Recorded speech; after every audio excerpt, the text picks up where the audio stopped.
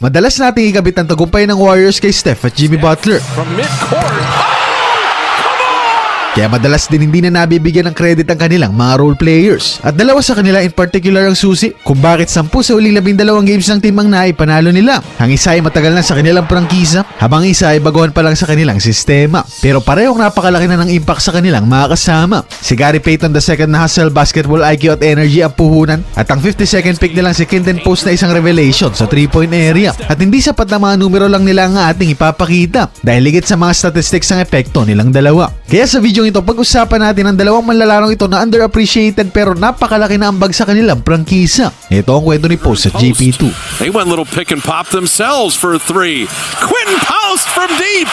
And now they're rolling. Umpisa natin kay Quinton Post. Sabi ko nga kanina, 52nd pick ito ng 2024 NBA Draft. At bilib ako sa Warriors na nasipat nila ang ganitong klaseng talento sa dulo ng kanilang listahan. Dahil sino bang mag-aakala ng 7-footer na ito ang numero 1 sa Warriors kung porsyento sa 3 ang pag-uusapan? Shooting 43% from deep, mas pataas pa nga percentage niya kay Steph na may 40.1% lamang. Pero hindi ko sinasabing mas magaling na shooter si Post, ha? Dahil mas maraming attempts si Curry dito, normal lang na bumaba ng kaunti ang porsyento niya. Ang punto ko ay napakabuenas ng Warriors na makakuha ng isang sentrong mag-fit sa kanilang sistema. Dahil ngayon with Post, kaya nilang maglaro 5 out sa kanilang opensa. At marami lang sasabihin ng iba sa inyo ay marami naman talagang bigs na kaya maglaro sa labas ng shaded area. Pero ito ang sasagot ko sa inyo. Kakaiba si Post dahil hindi lang catch and shoot na mga tres ang kanyang kinakamada. On transition, kapag tinignan mo nga ito ay mapagkakamalan mong isang oversized na gwardiya na merong one dribble sabay step back pa siyang pinapakita. Pero bukod dyan, ang paborito ko sa lahat ng galaw na kanyang ginawa ay ang no deep shot niyang ito sa 3-point area. At ang attempt na ito ay bibihira lang nating makita sa liga. Even less so sa isang 7-footer na sentro na dapat nga ay nakikipagbalyaan sa loob ng pintura. At sa game nga nila kontra Orlando Magic kung saan nagaling mo si Curry na may 56 puntos sa pangalan niya,